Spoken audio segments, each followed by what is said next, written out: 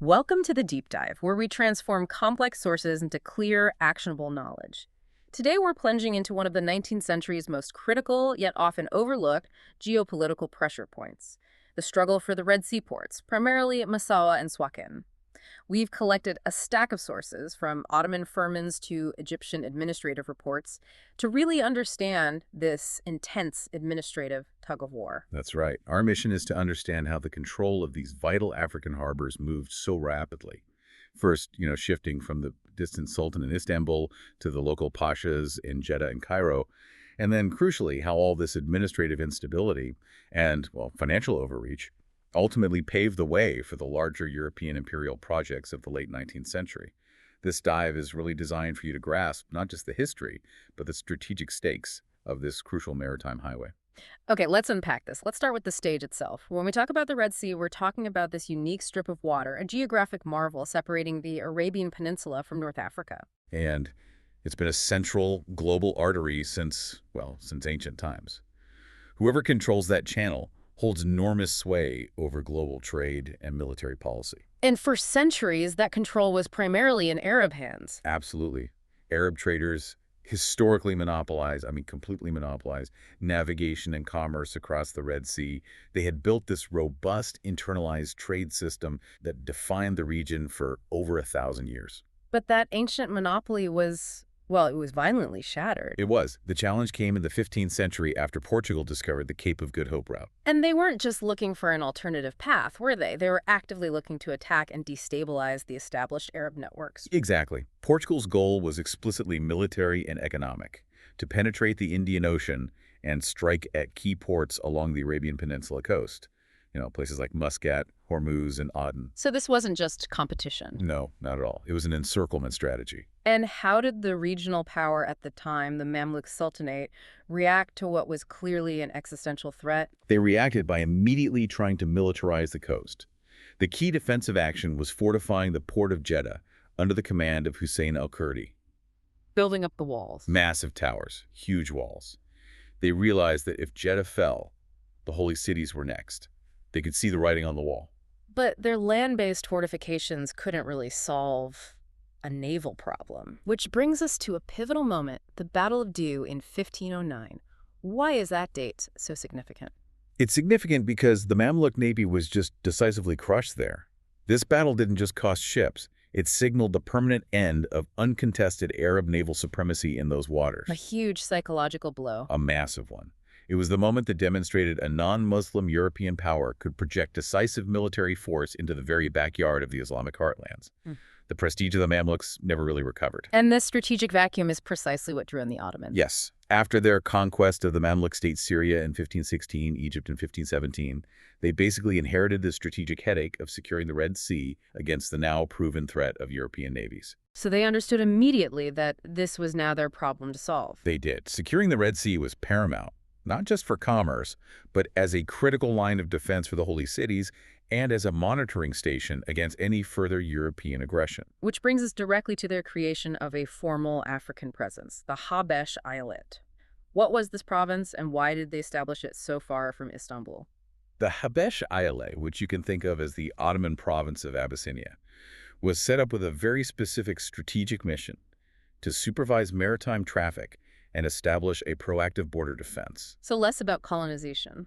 Much less about colonization and more about establishing a frontier fort or ribat, you could call it, to watch the Abyssinians and any Europeans who might try to use the African coast to encircle them. And the sources credit Ozdemir Pasha, the Wali of Yemen, for its creation in the mid-16th century. He was the one who seized the two core assets, Massawa and Suakin.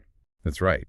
Massawa was positioned directly opposite the famous Yemeni ports, making it a perfect lookout and the natural gateway to the northern provinces of Abyssinia, what we now call Ethiopia. And Suakin. Suakin, a bit further north, was historically vital because it had deep, long-standing economic and cultural ties to the Arabian Peninsula.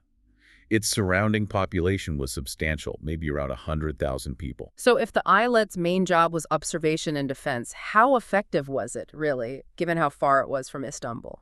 That distance was its fatal flaw. The mandate was to observe the Abyssinians and watch for European intervention.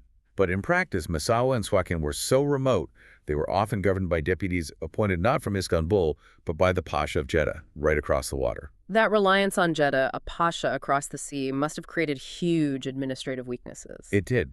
It meant the administration became slow, often corrupt, and chronically underfunded. They became more focused on local tax collection than projecting real power. A classic case of imperial overstretch. Exactly.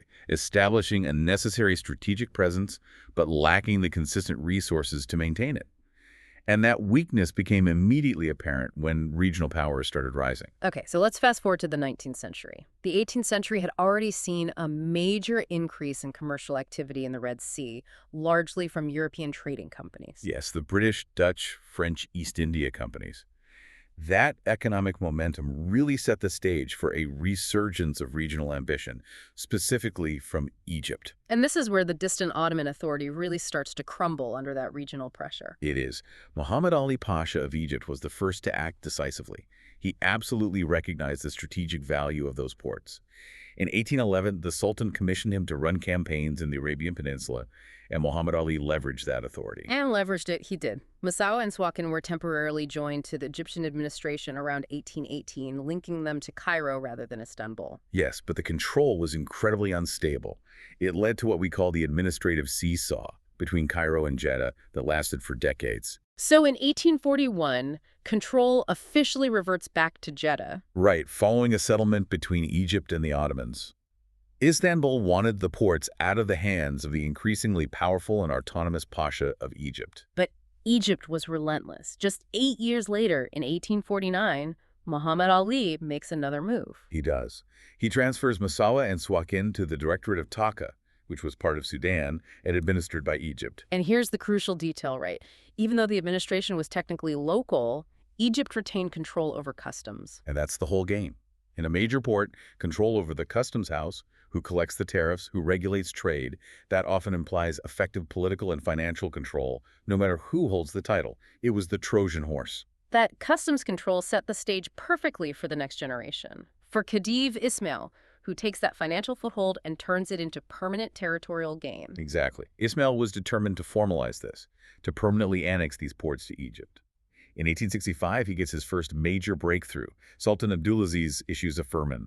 Which, for anyone listening, is basically the highest form of imperial decree. The ultimate legal rubber stamp from the Sultan himself. Correct. And this firman transfers Massawa and Suakin to Egyptian administration. But that first decree still had strings attached, didn't it? The revenues still had to be paid to the Jeddah treasury. Precisely. And Ismail wasn't satisfied with that half measure. He immediately started working to make the transfer permanent and hereditary, attached to his family. And the sources are pretty clear on how he did it. Oh, very clear. Mm-hmm. He achieved it through purely transactional means. He famously used significant bribes and gifts, funneling wealth to the Grand Vizier and influential members of the Sultan's household in Istanbul to grease the political wheels. That's a staggering move, leveraging vast personal wealth to permanently redefine state borders. And it was incredibly successful and shockingly fast. Less than a year later, May 27, 1866, Ismail secures a second, even more critical firman. And what did this one do? This one successfully redefined the line of succession for Egypt, ensuring that control over Massawa and Suakin became hereditary, attached to the Khedive family. He essentially bought the legal right to absorb these ports into his new Egyptian empire. But why did Istanbul agree? If the Ottomans knew these ports were strategic, why sell them off, even for a bribe? It just shows the immense weakness of the central Ottoman government at the time. They were constantly fighting wars, facing rebellions. They were desperate for cash to prop up the state. So a big cash infusion from a subordinate ruler was better than holding on to distant, unprofitable ports. Ports, they lacked the naval strength to properly defend anyway. Exactly. That success was fueled by ambition. But what were the official justifications Egypt gave for this annexation to Istanbul and the European powers? Egypt offered a very smart blend of self-interest and international appeal. They argued the transfer was necessary not just for economic gain, but to preempt European foreign interference. Pointing to missionaries and agents meddling in local government. Right, causing instability on the border. And crucially, they also emphasized that taking control would allow them to more effectively suppress the slave trade, which was an issue of growing importance to European powers, especially Great Britain. That's brilliant political maneuvering, appealing to European humanitarian concerns while cementing your own imperial claims. So once Ismail had control, what did his administration actually achieve? They achieved a lot, at least initially. The 2 decades of stable Egyptian rule brought a level of modernization the region hadn't seen in centuries. The speed of the reforms was remarkable. What was the most vital piece of infrastructure they built? Undeniably solving the freshwater problem. Both Suakin and Massawa suffered terrible conditions during the dry season. People would often just leave. And the Egyptians fixed that. They did. They laid pipes from distant springs to both ports. And this wasn't a minor fix. It provided stability, it encouraged locals to settle permanently, and it transformed these seasonal settlements into stable urban centers. Beyond water, they focused on signaling that Egypt was there to stay. Precisely. Heavy investment in stone construction, moving away from temporary straw huts. They built official administrative buildings, hospitals, schools, mills. They also repaired the harbors to accommodate the bigger modern ships. And they tried to develop local resources, not just use the ports as transit points. Yes, they actively encouraged cotton cultivation and commissioned research into mineral and salt resources. Ismail poured money into turning these ports into functioning, modern regional capitals. So what does this all mean? The period of Egyptian administration brought rapid modernization, but it was fragile, tied entirely to Khedive Ismail's vast ambitions and, crucially, his willingness to borrow colossal sums of money to fund it all. That's the core of it. The reforms were transformative, but they were unsustainable. The financial overreach of Khedive Ismail led Egypt to near bankruptcy and eventual British occupation in 1882. So he bought these strategic ports, but the resulting financial collapse meant he couldn't keep them. As we enter the 1880s, these Red Sea ports become a hot commodity again, but now the regional players are weak. Very weak. The Ottoman Empire was completely preoccupied with its own struggles in places like Azerbaijan and the Black Sea. They just didn't have the resources. Meanwhile, Egypt was facing financial ruin and increasing control from its European creditors. And this collapse met the rising tide of European ambition. The Berlin Congress of 1884-1885 basically set the rules for the partition of Africa. And the strategic route to India became the ultimate prize. Britain played a sophisticated, almost Machiavellian game here. They didn't just grab territory directly. No, they often leveraged Egypt's debt, encouraging Egypt to evacuate areas due to financial strain, only to then facilitate the transfer of those regions to a supposedly weaker European ally, like Italy. Why transfer them to Italy rather than keeping them? To maintain the balance of power. Britain's main prize was securing the Suez Canal in Aden. They didn't want France or another major rival controlling the entire western coastline of the Red Sea. Giving a piece to Italy kept the coast fragmented, which led to the final rapid division of the territory. By the late 1880s, the coastline was systematically carved up. Italy was the major beneficiary on the western side. They seized Massawa in 1885 and quickly claimed the entire coastline south from there. And that territory became Eritrea. It was formally named Eritrea by a royal decree in March 1890. Britain, for its part, secured Berbera and Zila, complementing their control over Aden, and France occupied Obak and developed Djibouti. If we connect this to the bigger picture, the administrative failure of the Ottomans and the financial overreach of the Egyptians turned these strategic ports, which they had fought for centuries to defend, into prizes for burgeoning colonial powers in a matter of decades. This deep dive really shows us that even seemingly minor ports like Massawa and Suakin were central theaters in the great game of 19th century global strategy.